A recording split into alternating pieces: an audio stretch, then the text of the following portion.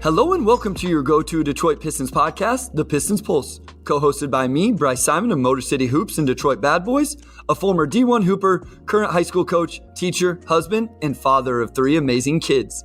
And I'm Omari Sankofa II, Pistons beat writer for the Detroit Free Press. Omari, I can't do it, but I had someone with a really funny suggestion in my DMs say that one of these times I should just go, hello and welcome, blah, blah, blah, co-hosted by me, Bryce Simon. And just stop right there and then see how you would react. And I wanted to do it so bad. And I'm not funny enough or cool enough to do it. But I thought it was a really good idea. It would have caught me off guard if you had done that.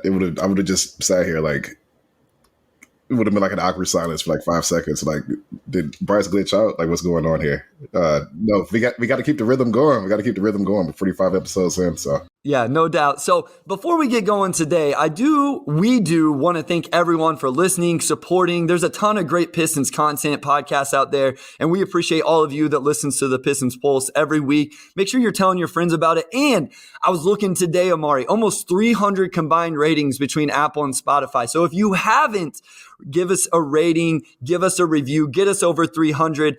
And we wanted to let everybody know that with the holidays coming up, we're staying strong. The Pistons Pulse is going to release the next 2 Tuesdays. Next week, we're going to have Matt Babcock on. He'll join us to talk Jay Ivey, Jalen Duren, and play a little armchair GM. And the Tuesday after the New Year's, we will be back. Omari and I are going to give our New Year's resolution. So no stops for the Pistons Pulse during the holiday season. We're recording every Tuesday or dropping every Tuesday. Yeah, full steam. So definitely check in through the holidays, or if you want to spend some family time and take a break, catch up the week after. I'm not going to fault you. It's time to take some time off and unwind, but unwind with the Pistons Post.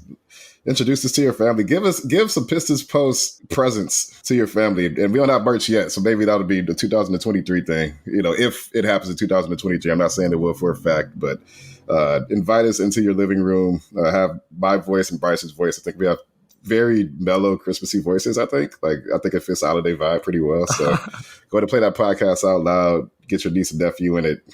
Let's keep the brand strong through the holidays, everyone. One thing that's a little bit of a downer since the last time we recorded, Omari, and we did not, even though the news came out late Monday evening, we had already recorded the pod. Obviously, it dropped on Tuesday, and we got the Cade Cunningham, the official news that we knew, news that we felt like was probably coming, but it wasn't official. Cade Cunningham did opt for the surgery. Since then, he has already had the surgery, is my understanding. Just what insight can you give us? I know there's not a whole lot of updates other than he decided to have the surgery. He's had the surgery and he's out for the year. Any other details you can give us, Omari? We first initially reported the news about it likely being a stress fracture. Some of that initial reporting, or at least for me, included, was that he was going to make the decision that week. And Cade took a little extra time and talked to doctors, talked to whoever, just to get more information about the process and what it would mean. And the team still expects that he will be healthy in time for most of the offseason. So it's not expected to cause him to miss most of the summer. For this season, obviously, it's tough, just because this team was kind of built with the expectation that they'd be able to maybe not win every night, but at least compete. And now Cade's gone, and he was ideally going to be your best player. And I think that kind of lowers the ceiling for this team. I kind of made it in this point in the story I wrote last week, but you look at the Indiana Pacers and the season they've had, where Tyrese Halliburton has made the leap. Like last I checked, he was averaging like 20 and like 11 assists. And, Bid Math has been a really solid rookie coming off the bench for them. And you've just kind of seen them take an unexpected leap forward. And I think they're having a season that the Pistons could have had if Cade Cunningham stayed healthy. You just imagine the Pacers without Tyrese Halliburton, and they're probably where the Pistons are now. So I think that's even though I think me and Bryce both didn't necessarily see play in as like a realistic goal for the Pistons, teams do exceed expectations. And I think with Cade, they had a chance to do that. They had a chance to kind of creep toward 500 and turn over a new leaf. And it's really hard to see that happening now. So, I think just from a season standpoint, maybe it lowers interest for some fans or whatnot, but long term, I think the team is still positioned pretty well to make a leap next season. Well, and I don't want to get into too much of this because this does play right into one of my dislikes that I'll have at the end of the episode when we get into our 3 likes and 3 dislikes so far this season. I think you said it perfectly, Omari. It limits the ceiling, right? I think both of us were wary about this team making the play-in game. But I think we both would have said that the ultimate ceiling, if everything goes right, injuries aren't a major factor, things start to click, the rookies are as good as expected, which maybe they have been. I'm sure we'll talk about that as well, that they could have got to, like you said, 500 or the play-in. And yeah, Halliburton's averaging 20 points, 4 rebounds, just under 11 assists a game. So he's playing great. And by all accounts, Cade would have been doing maybe even more than that, maybe not as many assists, but definitely more rebounds and probably more points. So it is disappointing. I do want to ask, do you think it took so long for him to make this decision? Was it solely based on information, just making sure they fully understood what the surgery was going to be? Was there some thoughts of, like, we saw him warming up and doing some practice stuff? Was there ever some thoughts that he was going to try it again? Or was this just, let's take our time, we're in no rush, we need to know every single piece of information 100%? I think he knew that he couldn't play. When it comes to warm-ups, I think, you just talk to people, and he's been pretty engaged still in just the day-to-day process with this team. And, I guess clearly, the soreness of his shin wasn't like, to the point where he couldn't walk or anything, right? Like he could still, take layups and warm-ups and whatnot, which I think may have signaled. When I signaled, I think it may have confused some people who kind of just see on social media, like, well, if he's going to miss the season, why is he warming up, right? But it wasn't like he, tore his ACL or, anything to that nature. It was a hairline stress fracture. So, I think the injury kind of fell right into that void of he's good enough to, like if it were just like me, like I'm not a pro basketball player, I could walk around and go to work, with like maybe a hairline fracture in my shin, like it won't feel good. But, but when you're talking about playing like live basketball, that's a whole different ordeal. So, I think there was some of that with him, and then just coming to terms with the, fact that you're going to miss your entire sophomore season, which is also tough. But I think for the most part, it was mostly just information gathering and, just him just kind of acclimating himself with the process and, of course, the rehab and everything that's going to be ahead of him over the next, 4 to 6 months or so. Is there any more insight to how far back this went? And I realize, like, right now I'm quizzing you as the beat. I'm being one of those fans that's like, Omari, give us all the information. But, I feel like we've got some mixed things. I do think at one point we felt like it was something new. Then it went back to the preseason. And then we've heard maybe it even went back to like his rookie season. Have you got any like for sure information or insight into like how long this thing has been bothering or maybe building up with Cade Cunningham? So I think the only person who knows exactly how long it's been going on is Cade. I think for the Pistons, they were aware of, some soreness, like last season and like over the offseason some.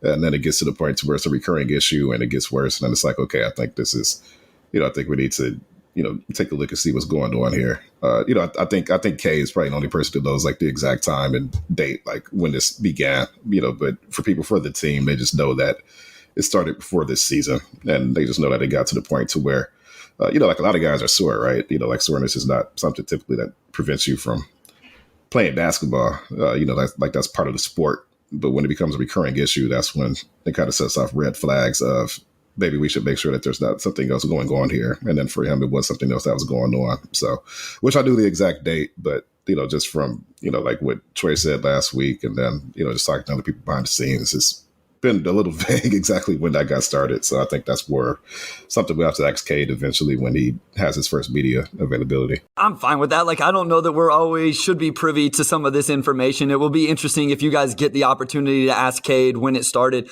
I know we've talked about this a little bit, and then we'll move on to the game on Sunday night. But any thoughts on what this means for Cade long-term, what this means for the team long-term? Again, we touched on it a little bit. I'm not super concerned about what this means for the restoration. I don't think it sets the restoration back a whole year, anything like that, just because he's going to miss the rest of the season. Again, in some ways, it may actually set them up in a better scenario because it puts them at a better chance for Victor Wembanyama or Scoot Henderson and some other draft prospects that we'll begin to talk about over the next few episodes and definitely into February, March, and on. But I don't think it's a big deal for Cade because he needs to play basketball games. And there was obviously some development that would have happened, but I'm not worried that it's going to, cut into his long-term upside. This isn't some crazy injury that could derail his career. Doesn't seem like. And again, I don't think it hurts the restoration. If anything, it's going to help guys like Killian Hayes get more minutes, Jaden Ivey get more minutes on down the line. Do you see it any other way? Am I sugarcoating this too much? I think long term, you still have, the 2023 draft pick. You still have, your 2020 rookie class, and they've all, I think, improved in various ways this season.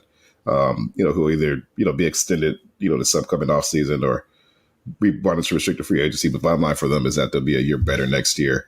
And you have cap space and all the mechanisms that they had to make a leap next season are still there. But you kind of touched on it. I think the biggest thing that kind of hurts you is that you needed to evaluate Cade. You needed to see what he could do in year 2. You needed to get a better feel for, is he just a very, very good player, or is he like the franchise guy? I think that's valuable information to have as you go into the 2023 draft. And maybe you don't have the top pick, but you're still picking like 3 or 4 or 5. And now there's a lot more variance as far as what direction you go in, right? Do we get like a never long-term upside guy that may take a few seasons to kind of figure things out? Killian was a long-term upside guy, right? Like maybe you don't want to, wait a couple of years for, a top 10 pick to start to show life again. There's just a lot of stuff that kind of puts you in a holding pattern, but it doesn't because you have to make these decisions without that information. And then also, how does Cade fit next to Killian? How does he fit next to Jaden? All those guys handle the ball. There's a lot of chemistry stuff they have to figure out. So that's a lot of stuff that have to be pushed to next season. And I think that hurts. And I think that we probably won't get a good feel for how much that sets them back until next season begins. But I think overall, if you just kind of buy into the idea that talent wins and Ivy gets to where he needs to be, Killian gets to where he needs to be, Cade still comes in, and whether he's franchise guy or, more like, like maybe like Desmond Bain, like really, really, really, really good number 2, you still have talent to win. And I think that's probably the main thing overall. But, for this season, there's a lot of information gathering that kind of gets pushed to later on now. And the extent that hurts to rebuild, I think we'll just have to wait to see how everybody looks next season. Yeah, that's a good point. While we get to evaluate Killian Hayes in a larger role, we get to evaluate Jaden Ivey, we don't get to evaluate those guys next to what is probably the franchise player right now in Cade Cunningham. And so in that sense, it is a little bit frustrating, and you have to wait till next season to really see how those guys play together. Let's talk about the game that happened on Sunday. First half, the Pistons play extremely well, Omari. They offensively were really good.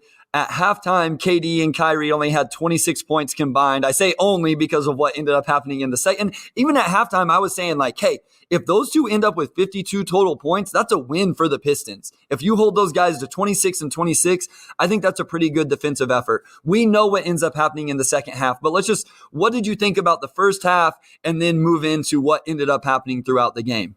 Yeah, I mean, I thought the first half went as well as you could possibly hope, considering it's the Brooklyn Nets and they've been, one of the 2 or 3 best teams in the NBA, in the month of December and even going back into November a little bit. They've been really good. So, to take a 19-point lead, I think, toward the end of the first half, it's fantastic. I think that first half probably went better than anybody could have realistically predicted before the game. And some of that was that, Durant and Kyrie had 13 points each. So neither of them really popped off. The 13 points and a half is, not bad or anything. But, obviously those guys were not doing what they were doing in the second half where, I think they scored 55 combined points in the second half. And the Pistons only scored 50 points in the second half. And they outscored the Pistons by themselves. Those two outscored. At one point, it was worse. At one point, it was really bad, like almost 15 more points than the Pistons' entire team in the second half. And it still ended up being like a really close game. Like it kind of came down to the final shots in the end. So the game didn't completely get away from the Pistons. But, again, you're up 19. So, to lose a game, you're up 19, I think is bad, regardless of who the opponent is. But, offensively, I think the Pistons shot extremely well in the first half, even though they didn't really shoot that well from 3. They were hitting shots overall. I thought they did a good job really throughout the game, like not even just in the first half, but in the game in general, of not letting anybody else on Brooklyn's roster get going. KD and Kyrie combined for, I think, 81 points. So it doesn't matter as much when they score that many points. But, I think a lot of times you accept that the stars are going to get their buckets when they heat up, not much you can do. So, take everybody else away and then, just allow it to be a shootout, is probably what a lot of teams try to do in that scenario. And that's what they did. And they lost. And, as bad as like that third quarter was, like, honestly, just like watching the game, the Pistons did come out cold. Like they did struggle to hit shots, things that have kind of been on and off issues this season that they need to get better at. At the same time, like Kyrie and KD were just doing some ridiculous stuff at the same time. And, like I know some people were like, well, you bring Killian in quicker and you do this and that. But I don't personally see a lot that they could have done to kind of slow that down. Like they don't well, there aren't defensive stoppers who can slow those guys down in general when they're going, but also the Pistons kind of lack those defenders anyway. Like Killian is, I think, a good defender, but he's not Drew Holiday, right? Like I think it's only a handful of guys who can really truly give Kyrie work defensively every single play. So yeah, just the tide shifted. KD had a 26-point, third quarter. Once the levees kind of broke, just wasn't a lot that they could do to get back in it. And I think that's a game where not having a go-to guy like Cade really hurts them, where you have a team of two guys who are lighting you up and you only have really one guy every night who's going to do that, which is Bogey. Yeah, I mean, we talk about it all the time. They had the two best players on the floor, Omari. Yeah. The fact they lost by 3 points when the other team has the two best players on the floor, and Kevin Durant, who is a top 3 offensive player in the league, maybe top 1, like on nights like last night. How do you expect the Pistons to beat them whenever they don't have either guy like that? The only thing I think Coach Casey and the staff could have done is when KD really got it going in the third, I would have loved to see them start to try to trap him then. They did it late in the game, and it actually worked. They got some stops and some steals. And I'm not saying they could have done it all game long because I don't think you can trap KD all game. But, once he had scored 15 or 18 and you could see he just got it going, I would have loved to see, let's trap him immediately as he comes across half court, get the ball out of his hands. And I'm not even saying it would have worked because they do have other guys that can knock down shots, right? Seth Curry, Joe Harris. Yuta is somebody told me last night, he's like a 70% three-point shooter in the corners. So it's not like it would have automatically worked. I just would have liked to see it. That was my one little critique. But at the end of the day, the Pistons competed. They didn't shoot well from the three-point line, and the two best players on the floor took over. And you're going to lose a lot of games in the NBA when you don't have the two best players on the floor. And I think with the Pistons, they essentially have to play perfect games to kind of win a lot of those games, which you're not going to do. I mean, the Brooklyn Nets played very, very far from a perfect game, but, when you have the two most talented players on the floor, you get a lot more leeway, and you have, I think, more avenues to kind of make up for that. No, they came out extremely cold and honestly probably should have lost that game. But, again, when you have two of the best one-on-one scorers in the history of the game, I think a lot of that kind of flies out the window. And yeah, like Dwayne Casey has to coach perfect games for the Pistons to win. And even if he does that, they still may lose. The Pistons are going to be mistake prone just because they're starting 2 rookies and have such a young roster. They can't really have cold stretches. They can't go cold for more than 2 or 3 minutes. Like they just can't afford to do those things. And we've seen them overcome those limitations, I think, probably more than I would have expected, honestly, through the first 32 games or so. But again, their margin for error is really thin. And I think a lot of those games just shows that they can't afford to go cold and they just can't afford to do a lot of the things that better teams can do and still win. They were 48% from the field overall, whenever they were 27% from 3, Omari. So they shot incredible from 2, got to the line 34 times and made 29. That's 85%. Had 6 more rebounds than the Nets. Took care of the ball. 7 more offensive rebounds, 4 more steals, and only had 8 turnovers. I think they only had 2 turnovers in the entire first half. Like you said, the margin for error is just so small because you don't have Kevin Durant who just goes off for 26 and a quarter. Like Bojan can do it occasionally, right? We've seen him do it once, and that's no knock on Bojan, but that's not who he is in this league. They don't have that guy because Cade Cunningham's not on the floor. Jaden Ivey was solid last night, but he only had 19 points. Like he's not going to start doing that. He may do that 1 or 2 times all season long. They just don't have that guy. And to your point, your margin for error is just so slim. Let's talk about Jaden Ivey real quick because he has struggled a little bit, but he had 19 points last night on 11 shots. He finally got the monster poster dunk that I feel like he's been searching for in the half court. But the talk of the town is going to be he did not finish the game. And you and I were tweeting back and forth a little bit about this morning. What were your thoughts on that as Coach Casey went to Alec Burks for the last 3 minutes of that game? Yeah, Jaden kind of had a fall and he was in some pain. He walked off the floor and he was holding a towel to his lower back, which, I assume there was a cold pack under there. So he was just in some pain, and he did the post-game interview he did the post-game press conference, I should say, after the game. And he said he was fine. It was just sore. And I think that they, just took him out because he was in, pain. And that was basically the end of it. And what Alec Burks gives you, he's hit a lot of clutch shots for this team. I think Burks being on this roster has made it easier for the coaching staff to say, we don't have to ride the young guys all the way down. We just put them in and, we just feel like that gives us a better chance to win. And when Jaden got hurt, I think that's what it boiled down to. But he's fine. It wasn't a serious injury. It was serious enough for him to come out the game and like look like it was a serious injury, but he ended up being okay. Okay, so you felt like that was fully injury or soreness decision, not a how Jaden was playing or Coach Casey thought Burks gave them a better chance to win based off how those guys were playing. It was more of like, I need to get Jaden out of the game because he's a little bit sore right now.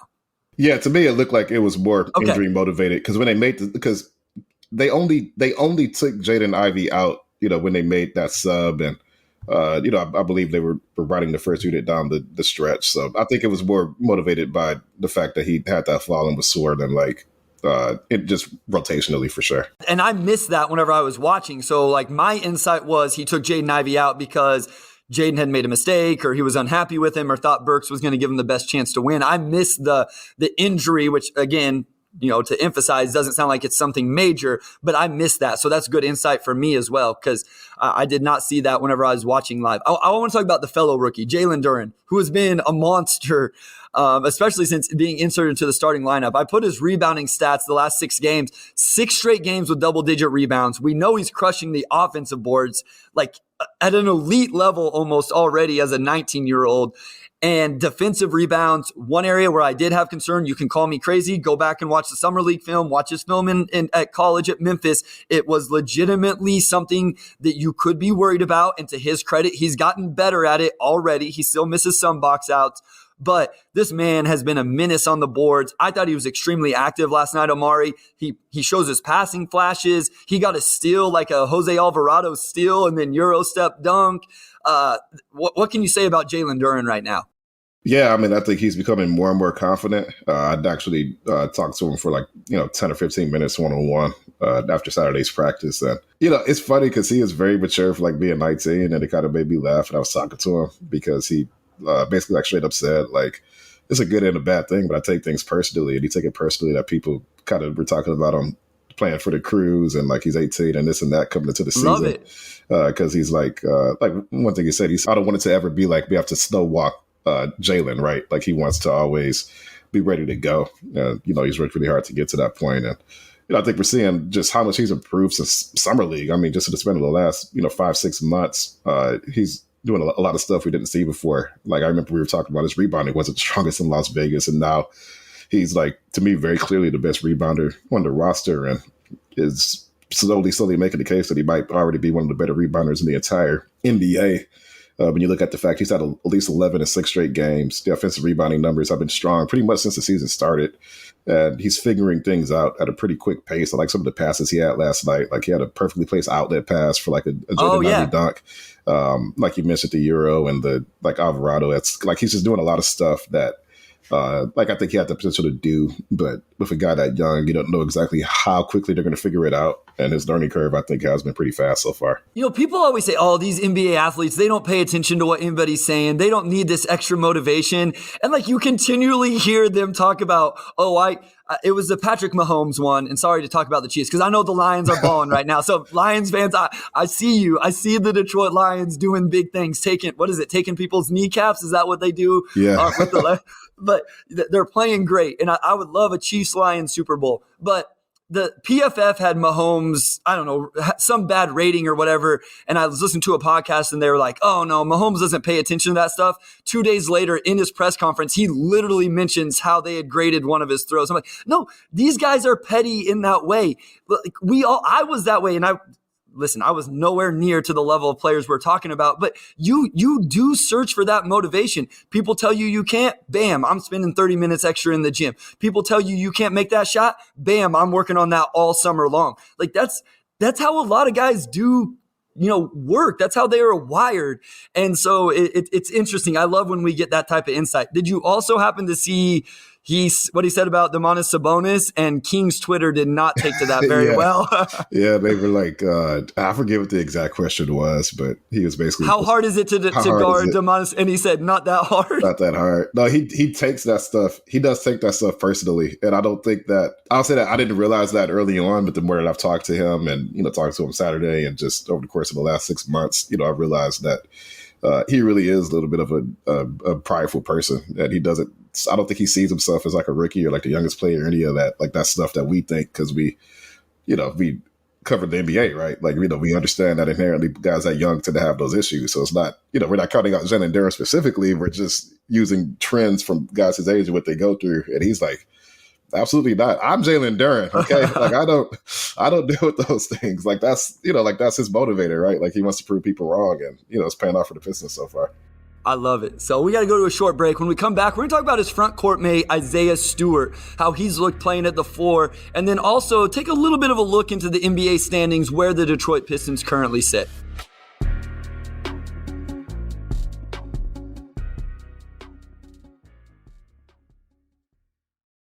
Take a listen to this. So this sign that I have says, on today's episode of America, guns have more rights than women.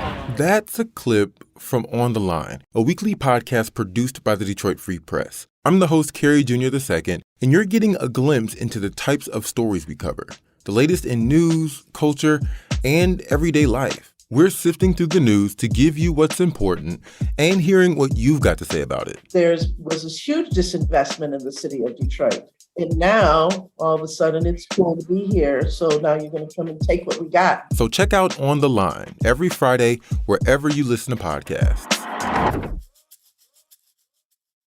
We are back with segment 2, and we are going to dive into the progress of a player that I think we were both pretty high on coming into the season, but I think it's also fair to say that he has exceeded our expectations and probably most expectations. Isaiah Stewart, who is arguably, if not the best shooter on the team right now, certainly top 3 or 4.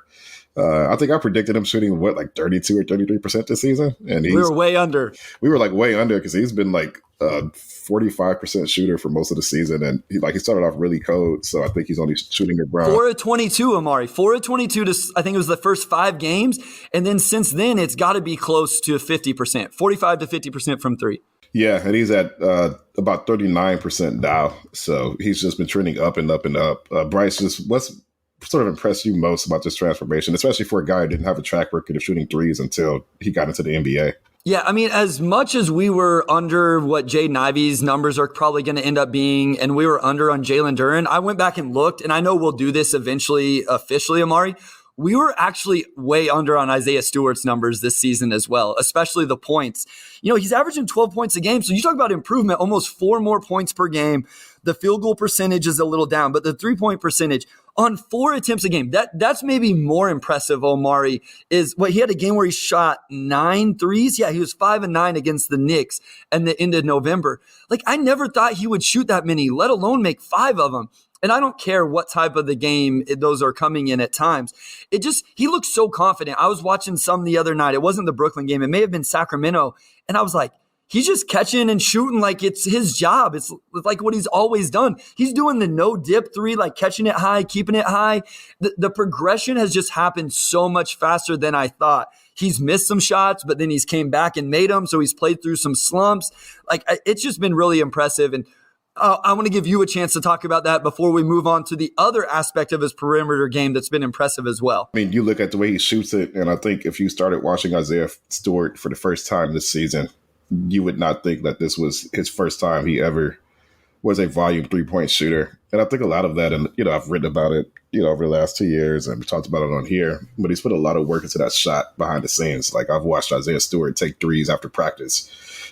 Since we were able to get back into the gym. My first year was COVID, obviously, so we weren't going to the practice facility. But since last season, I've seen this man take a lot of threes behind the scenes, and that's been a very, very front forward part of his development behind the scenes, even if they didn't always allow him to do it during games. So we talked to him about it. And he kind of said that confidence just comes from the fact that I've been knocking him down in practice for a long time, and that's finally translating over to the game. So for a lot of players, everybody works at their shooting, right? There's a lot of guys who work on their shooting and it just never comes around. A lot of bigs work on their shooting and it never comes around, or it may not come around to year 7 or 8. Brook Lopez didn't start doing it until he was very, very deep into his career. And it's kind of led to a whole second arc for him as a player. Because when I was a kid, a teenager watching basketball, Brook Lopez was not the 3-and-D center, right? He was the old school interior post guy who was okay defensively, and he completely transformed his game. So,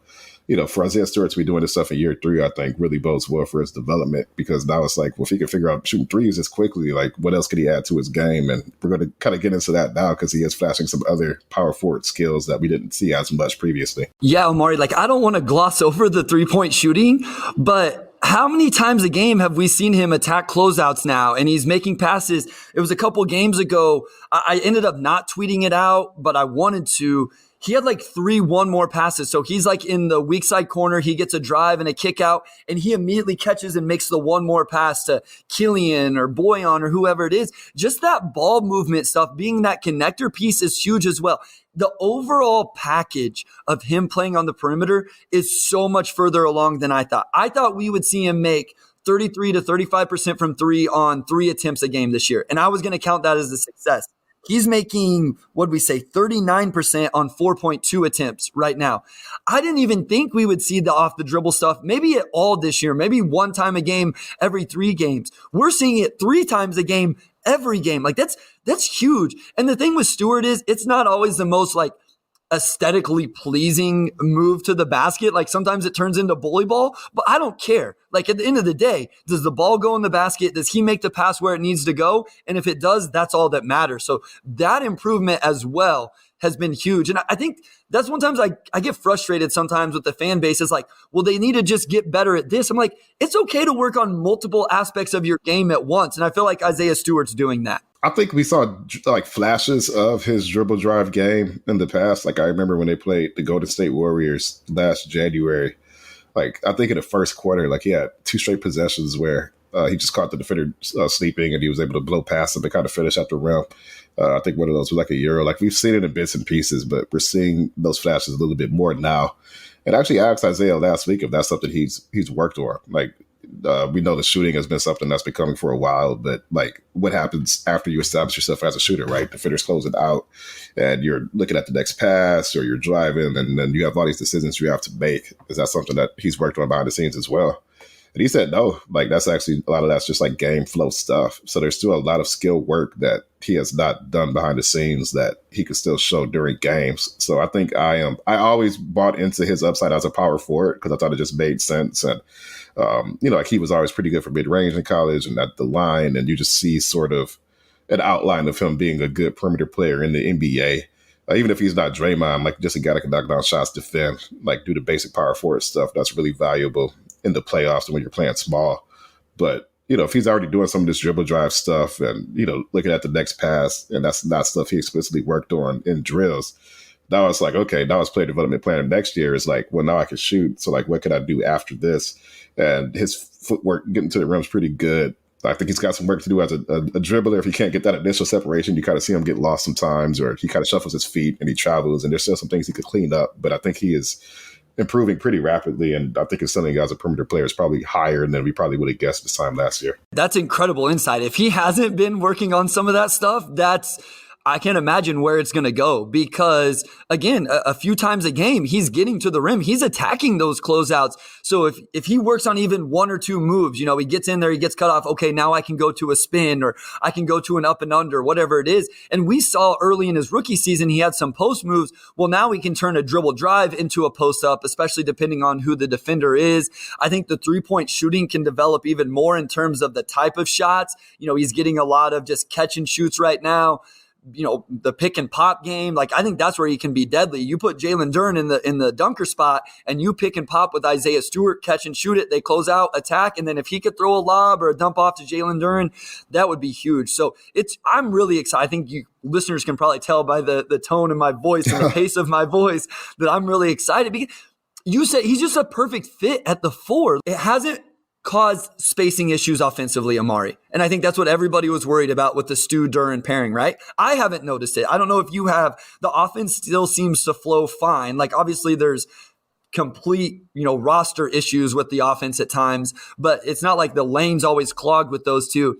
And then defensively, they're grabbing a ton of boards. We talked about Duren earlier. Isaiah's averaging essentially the same amount of rebounds as he has in the past, but now he's doing it from the 4 position instead of the 5.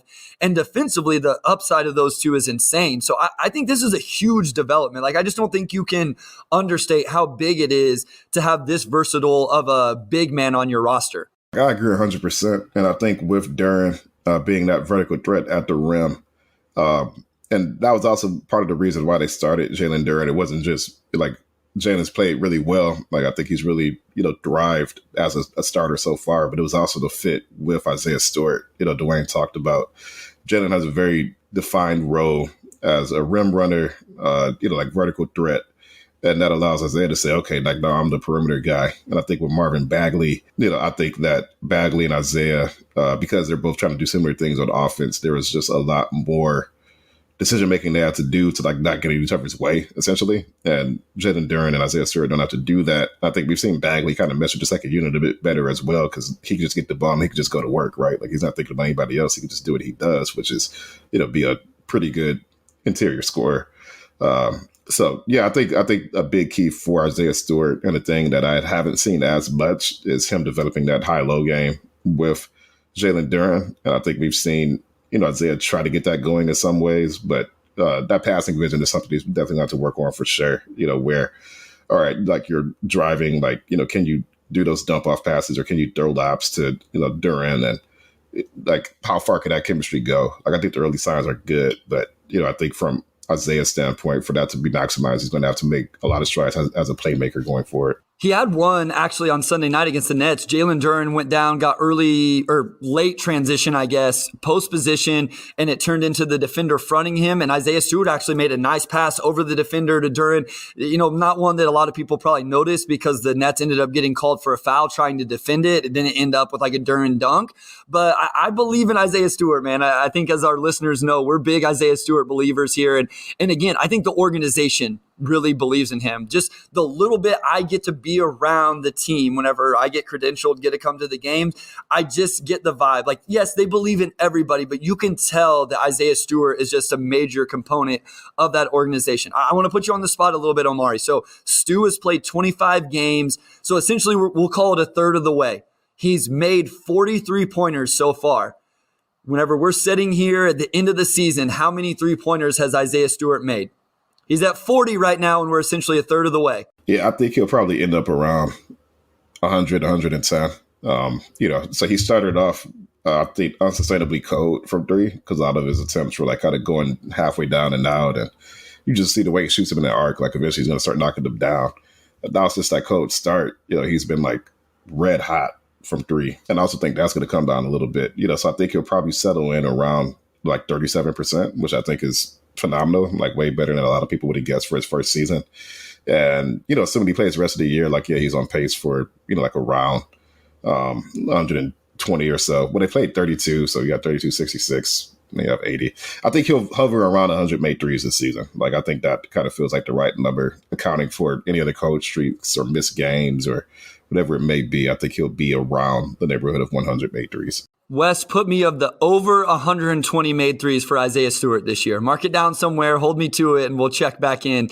But before we take another quick break, Omari, one thing we do want to start doing at this point, 32 games into the season for the Pistons, who have played seemingly a ton of games already because of that France trip that's coming up eventually.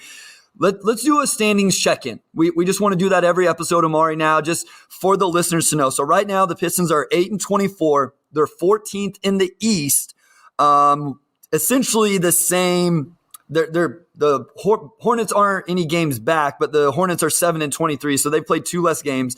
Their win percentage is less, so they have the second worst record in the NBA percentage-wise, just ahead of the Charlotte Hornets. The Orlando Magic, who I believe have won 6 straight or something crazy, are the 13th seed in the East at 11-20.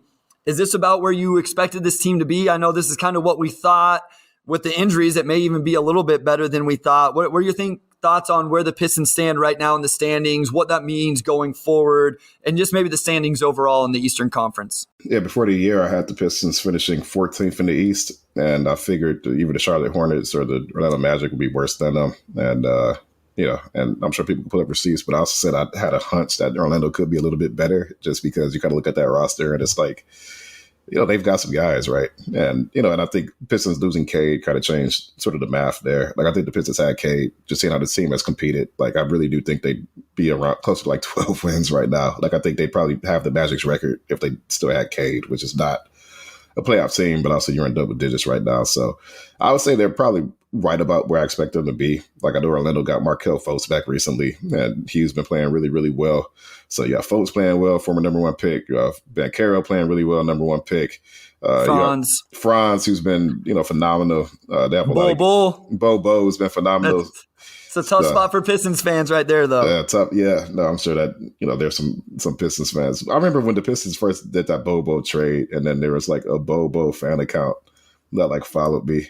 And I'm always curious about these fan accounts. Like, who are these people that just solely run accounts based on like fandom for a player? Even though like somewhat more, I won't say Bobo is obscure. Like he's Manute Bo's son, and he was like a big star going to college and whatnot. But I'm just always impressed by the dedication by some fans to keep those accounts going for so long. And I know Bobo fan accounts having the time of their life right now.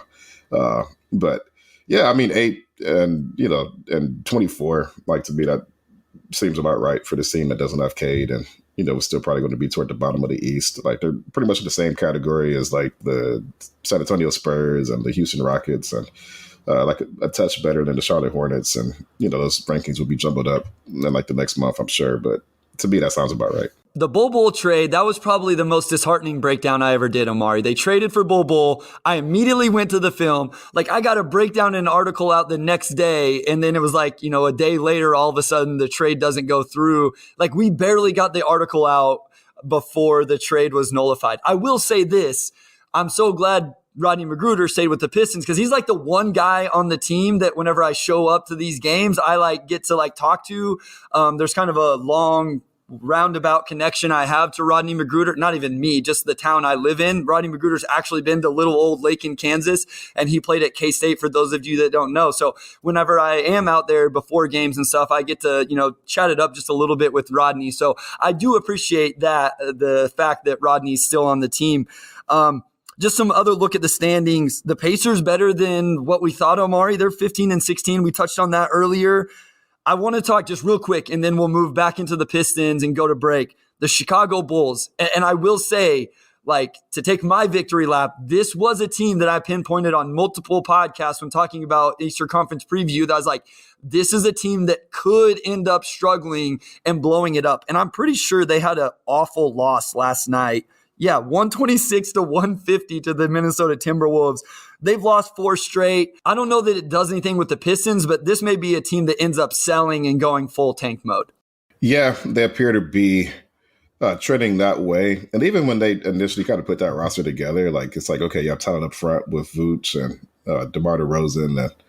And it's like you accelerate that timeline, and they're good basically for the first 50 games last season, and then like Lonzo gets hurt and Caruso gets hurt, and you kind of see that kind of fall off. But to me, that is an example of like what happens when you either get impatient or you just don't build a team the right way, because you kind of get like that thrill of like winning for a bit, and then reality kind of sets in, and you've got some severe depth deficiencies, and your talented guys just don't quite mesh the way you need them to. Like none of those guys play defense, and then you kind of come without the fact that the rest of the NBA is talented, and you're sort of like in a bad spot. And I know people kind of get frustrated, when the Pistons are losing, and maybe I'm not going like scorched earth from the team or whatever, but like that's just kind of how the NBA goes. Like you have to pick a way to build, and you ever go the long way and invest in your guys and take a lot of lumps along the way, or you do what the Bulls did and you get some players in who are older and want to win now, and you win for a bit, and then for every reason it just kind of falls apart. So yeah, they do look like sellers at the deadline. They're 11 and 18.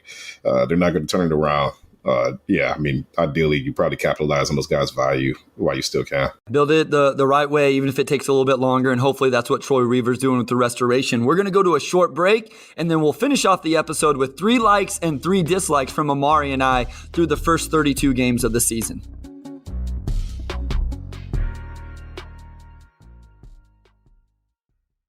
All right, hey, Carlos, just a quick idea. How about if I say, hey, this is Sean Windsor, and you say, hey, this is Carlos Morales, and I'll go, and then we'll go back. You want to try that? Yeah, that sounds good. Okay, you ready? Yep. Hey, this is Sean Windsor. And this is Carlos Benares. And we are the team behind Free Press Sports with Carlos and Sean, where we are going to talk about, you guessed it, sports, but lots of other stuff. Like what, Carlos? Oh, we're going to talk about your favorite subject, Sean, food. Probably more food. arts, culture, sports, TV, movies, you name it. If it's happened in Detroit, we're going to talk about it. And sometimes we're going to have guests in who obviously know a lot more than we do about just about everything. But we're going to have some free press journalists to talk about big stories, folks from the sports world. We're going to be out every Thursday. You can find this podcast wherever you find your podcasts, Apple, Spotify, Google Podcasts. We hope you'll join us. We are back with segment 3, where we're just going to break down 3 things we like and 3 things we dislike. Bryce very helpfully put his on the outline, and I did not, so mine will probably be a surprise to Bryce. But Bryce, I will let you lead off with something we kind of talked about already, but we can certainly talk about some more. Let's start with the positives. 3 things I like, and the first one is the Isaiah Stewart, Jalen Duren front court. Stewart's transition to playing the 4, Duren's transition into the starting lineup. Again, we've talked about this at length already today. We don't need to dive into it super deep again. Like, I was wrong about the G League stuff. My main motivation for that was I wanted to make sure Jalen Duren was getting playing time and usage and being on the floor. Looking at the roster at that time, I think KO was still on the roster. Plus, we didn't know that Nerlens Noel was only going to be a break glass option.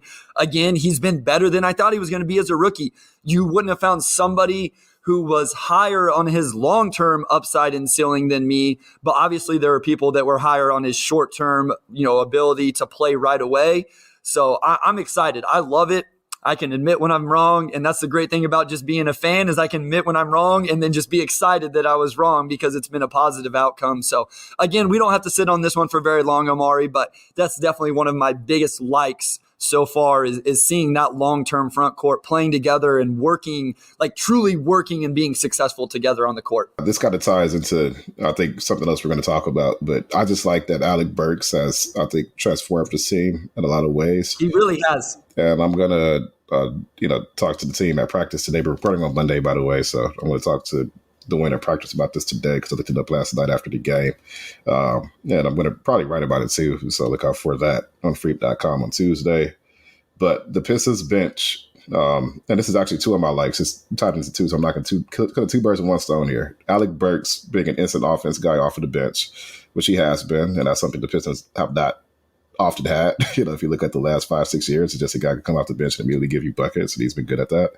But also the Pistons bench has scored the most points of any bench in the NBA since November 11th. And November 11th is the day that Alec Burks made his debut. Now, some of that is also that Marvin Bagley made his debut, I think, on the 14th. And those are, like 2 guys who can just get you a bucket. And Bagley was in the starting lineup and then got moved to the bench. But, Bagley coming back moves Sadiq to the bench. And now, you have Bagley off the bench. So basically, the bench got fortified from, basically no guys could come off the bench and give you instant buckets to 3 guys who could do it. And since November 11th, Detroit's bench has 930 points. And that is the highest scoring bench in the NBA for basically 5 weeks now.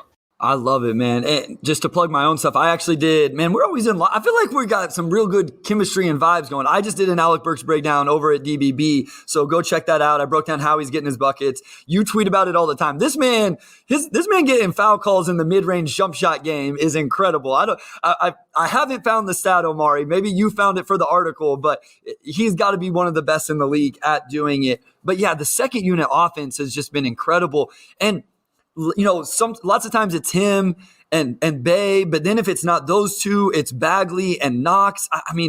We're not going to get to Kevin Knox, but maybe we can set on that real quick right here. Like, he's been really good, and it hasn't just been scoring the basketball. I think he's been rebounding the basketball. He's been defending halfway decent. He gets some blocks here and there. I really like what we've seen from Kevin Knox, and that comes from one of the biggest Isaiah Livers fans. Real quick, Isaiah Livers time frame. Just the injuries with this team, man. Like Isaiah Livers, obviously with his shoulder, is going to miss the next couple weeks, so that's another guy who could come off the bench and kind of give you some buckets. And again, like this team just hasn't been fully healthy all year, but just love what the bench has been doing basically since November 11th. All right, so my second one kind of plays into this a little bit, so we'll stay there. And I just put the amount of guys playing well offensively. We know the defense hasn't been very good. I will touch on that here when we get to the dislikes.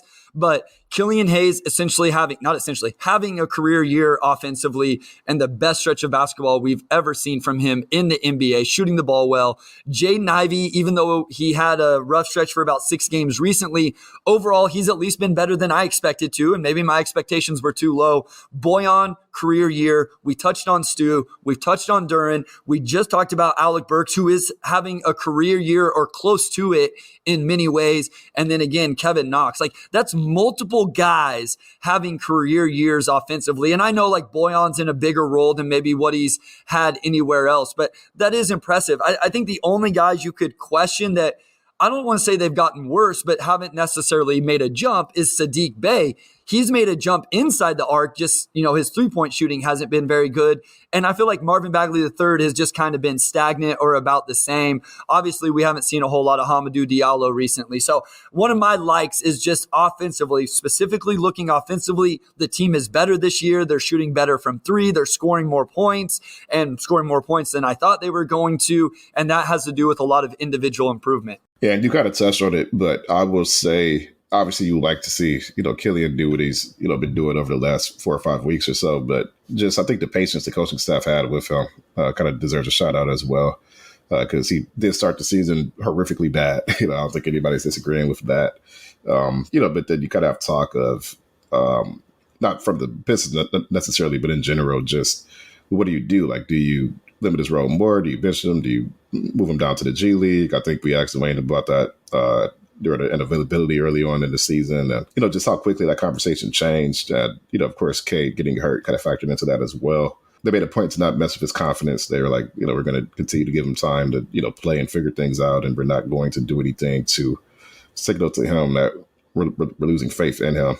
And it did pay off. So, I think that's an example of, a decision that is like a dice roll, right? Like, you don't know if it'll work or not. And, maybe it creates frustration because people are like, well, somebody's not playing well and you're trying to win, then you need to sit them. Like, pull the plug, start developing, yada, yada. And they didn't do that. They kind of stuck with it and ended up working out. So, kudos to Killian for figuring things out. And I think kudos to the coaching staff, too, for, sticking to their plan with him and just allowing Killian to figure things out at his own pace. All right, Omari, you gave us 2 your first time, so we each have 1 left. What is your final like from the first 32 games? If I had to throw a third one out, just like a different one, I would say that even though Sadiq hasn't shot the ball well, I do like that his interior game has been a lot more fluid and, I think a lot more efficient as well compared to last season. Like that outside shot has not been falling, but, just the way he's been able to maneuver inside, like I think the physicality he plays with getting to the rim at times, like he's definitely made a leap forward in that area.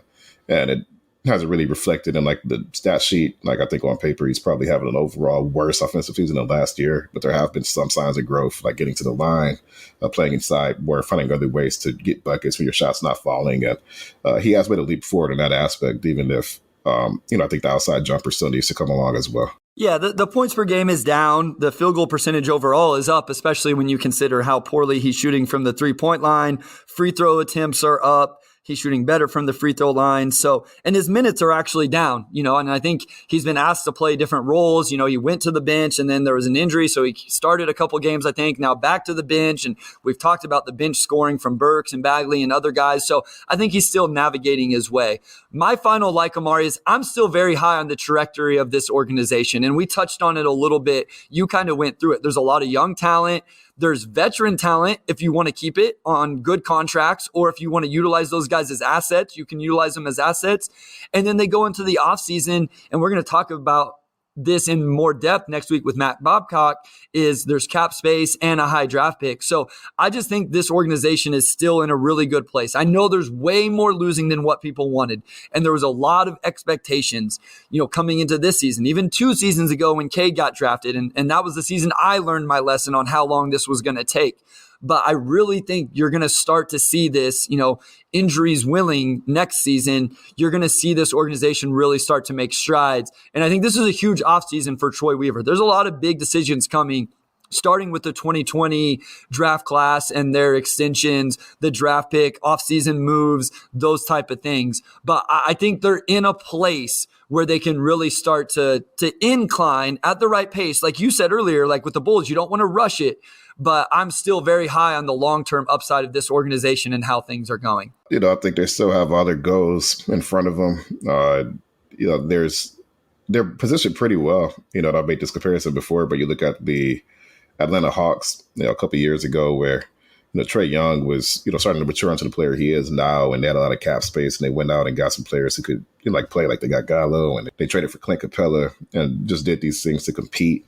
And they've been a little up and down since, but they did get to the Eastern Conference Finals that next year. And I think the Pistons really are arranged in a way that could allow them to really truly compete next year, and not just compete to compete, but compete to win and actually have a winning record. So, they're still on the right track. I think this season's probably going to continue to be rough. And I can already tell, a lot of people are kind of growing impatient and tuning out, which is going to tie into one of my dislikes. But, I think long term, you definitely do still see that this franchise has some things they can do to turn things around pretty quickly. Let's get right to them. Start off with that one, Omari. If you have one that goes and flows right into that, we do have to get to our dislikes. We don't like to be too negative on this pod, but we got to keep it real. So 3 dislikes from each of us. Give us your first one. Yeah, I would say my first dislike is just really, it's kind of two things into one. I think that, the Cade injury kind of lowered the stakes for the season, which I think, just from a beat writing standpoint, you want naturally to cover a team that people are interested in. And you could just, I've seen a noticeable shift kind of from the beginning of the season until now where a lot of people have just clearly kind of checked out on it. And I think even as, somebody likes watching basketball and whatnot, you're watching a lot of losing for the 3rd year in a row. And they're, not having Cade there does kind of rob the season of a lot of the stakes. And I think the intrigue that it would have had otherwise. And I think that ties into one of your dislikes too. I think that the franchise, like I said earlier, is in a holding pattern now where you wait for Cade to get back and you have these things to do over the offseason. But you kind of look at the schedule and it's we still have 50 games left. So that's a lot of season to watch, where you no longer have your best player. And, you can just see that people don't really care as much as they used to. So, that's part of the job. I'm still having fun with my job. I don't want people to, somebody the other week was I was doing a mailbag. So I was like, Omari, I feel bad for you because you covered this team and, everybody's tuning out and now you're just doing a mailbag because there's nothing to write about. I was like, no, don't pay me. I'm doing a mailbag because I haven't done one in a while. It's not because, I'm defeated. I don't know where that's coming from. I still love my job and I love covering the team and, most of the interactions on Twitter and all that. But, but it is a different team compared to the one we were kind of going into the season with. And, and those things, fans being tuned out and stuff does affect my job in different ways. So that's just been, I think, an unfortunate development this year. Yeah, I was going to put one similar to this, but yeah, I've texted with Wes a little bit man, Twitter engagement is down a little bit, and it varies from game to game. Sometimes if it's a close game or a win, you'll wake up the next morning and stuff that you tweet out, is blowing up and people are interacting. And for me, and I think you're a little bit of the same way, Omari, it's your job. It's not my job. So it's very different in that way. I do this because I love the interaction. I love talking about basketball. I love talking about the Pistons. I have to purposely not blow your phone up during games. I want to talk to you about what's going on, but I know you have a job to do. But I love just talking Pistons. So my disappointment comes from I don't care about the followers or the likes or whatever. I just want people to interact with me so we can talk about the team. And you can tell one, they're super jacked about the Lions, which is awesome. That's cool. But that's where a lot of the focus is. And then this team is bad. So you can definitely tell the engagement is down a little bit. So we need a 3-game win streak. We need a Jaden Ivey 40-point game, maybe a Jalen Duren 2020 game, and get that engagement back up because there is still a lot to like about this team and to watch every week. But that ties in a little bit to me. I don't feel like we've got to see the real team any of the 3 years that you or I have quote unquote covered this team. Killian got hurt very early in his rookie season, and then it became sell mode. They got rid of Derrick Rose and Blake Griffin, and that roster was just kind of a mess. Then next year, Cade started the year injured. Jeremy Grant was injured at one point. We never really saw the roster for 2021. And then this season, same thing. Even to start the year, Marvin Bagley III, Alec Burks aren't healthy. Then Cade gets hurt. Right now, Isaiah Livers is hurt. We've never got to see the real iteration of any of these teams. And that's something I dislike, especially with this year's team. I don't know how good it would have been, but I wish we would have got to see it at least a little bit altogether. No, it's definitely tough. And we're starting a little run on time. So I would move to my second dislike. And I will say, and I think our dislikes are honestly pretty similar because I think they've just kind of had some glaring ones this year. A lot of their wins have been shootouts, which, I think is sort of the nature of being a bad team. Typically, bad teams don't defend well enough to lock other teams down. I don't necessarily see that as like an inherent problem to the way they built the team or anything this year, but they have been really bad defensively. And I would say, to their credit, like, they've been bad defensively, but they still kept a lot of games close, right? Like last year, they were bad defensively. They were getting blown out because they just didn't have that offensive firepower. Now they do, so they're winning games like 140 to 135. But on the flip side of that, sometimes when you lose, it's like 130 to like 110 if you just couldn't hit shots going. So, I think shootouts are fun to watch, but I think from a team standpoint, they definitely need to find a way to make strides on defense. If not this season, certainly going into next season, because they're just not going to make that leap next year if they can't defend opposing teams, obviously. Yeah, 100%. I'm in the same boat, and I do want to just reiterate, and I've said it before, I like the scheme change. And for everybody who says they switch everything, they do not switch everything. They almost never switch with their 5-man. Now, it does happen at times, but essentially they're switching 1 through 4 and then playing drop or ice coverage with the 5.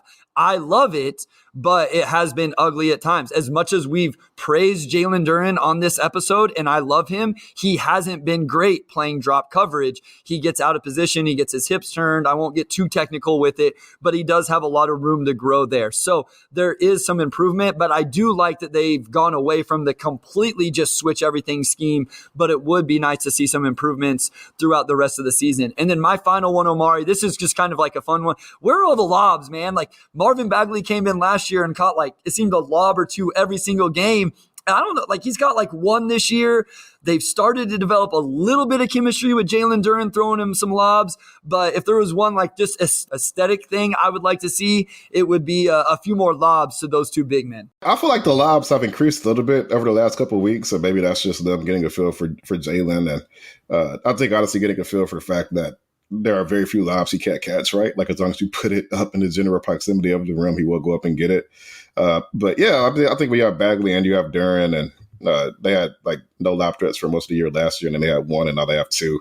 They can probably get a little bit more active and feed those guys a bit more. So maybe they'll get more into that as the year goes on. But lobs are exciting. Lobs are fun. They have the personnel to do it. So why not, right? Maybe we draw up one for Jay Nivey, get Jay Nivey a lob or something like that. I don't know. This is just me. This is the fan in me, just the enjoying those type of plays. I know it's silly and meaningless in the grand scheme of things, but that was just kind of something I threw in there. I think this season, has been a mixed bag so far, but I think, long term, I guess, we have the trade deadline coming up and, some things that can kind of shake things up. So, maybe some stuff will happen now to get people back engaged. If nothing else, we could always just run draft content for, the last 2.5 months of the season if all those fails.